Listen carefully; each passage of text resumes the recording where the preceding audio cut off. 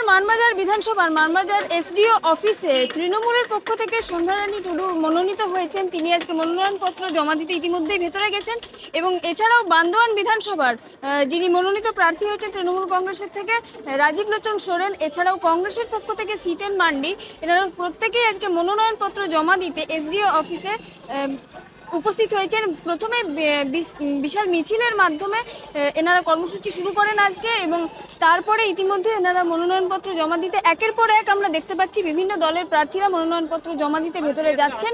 এখানে দলের কর্মী সমর্থকেরা কি বলছেন আমরা জেনে নেব, শুনে নেব তাদের কাছ থেকে।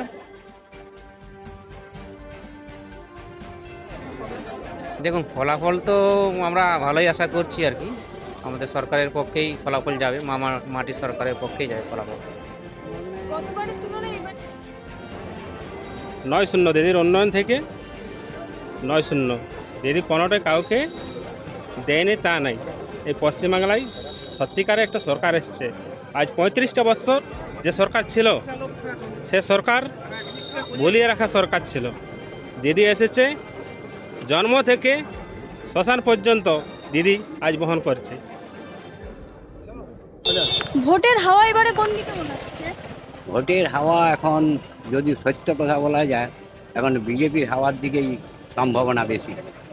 ফলাফল ভোটের আর যাই হোক, উন্নয়ন বলুন যাই বলুন, যে কিছু নিঃসন্দেহে আমরা একটা ক্ষয়িষ্ণু দলের সমর্থক। সেই জায়গা থেকে দাঁড়িয়ে বলবো, আমি উন্নয়নের সংজ্ঞা আজ পর্যন্ত জানি নাই। সেই জায়গায় আমি দাঁড়িয়ে বলছি উন্নয়ন মানে কি, উন্নয়নের সংজ্ঞা কি, ডেফিনেশন কি, আমি এটা জানি না। সেই জায়গা থেকে মানে আর যাই বলুক, শাসক পক্ষ আঙুল তুলে একটা কোনো দেখান দিতে পারবে না যে এইটাকে উন্নয়ন বলে। উন্নয়ন কি আমি সেটাই জানি না। কাজে আমি মিডিয়ার মাধ্যমে জনসাধারণকে আবেদন করব, উন্নয়নের কাণ্ডারি কংগ্রেসকে নিয়ে আসুন। আমি কংগ্রেসকে চাই। কি মনে হচ্ছে ভোটের ফলাফল কিরকম হবে? ভোটের ফলাফল ভালো হবে। আমাদের ন্যাশনাল পার্টি থেকে আমাদের ইয়ে আছে, হ্যাঁ, আশাবাদ আছে, হ্যাঁ। তাই আমার নাম অঘোর চন্দ্র মাহাতো।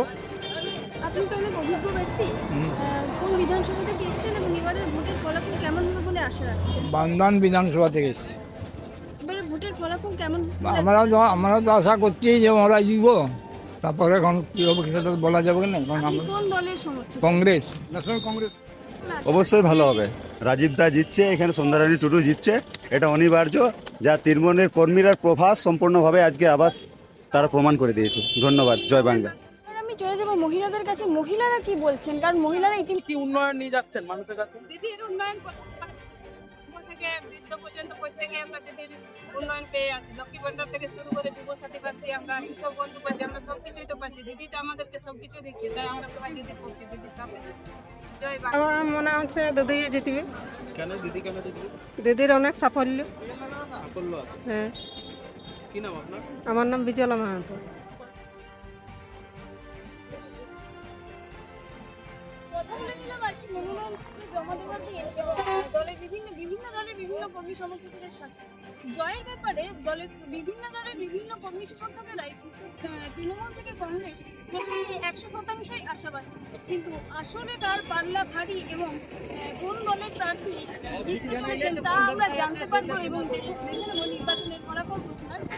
ধন্যবাদ।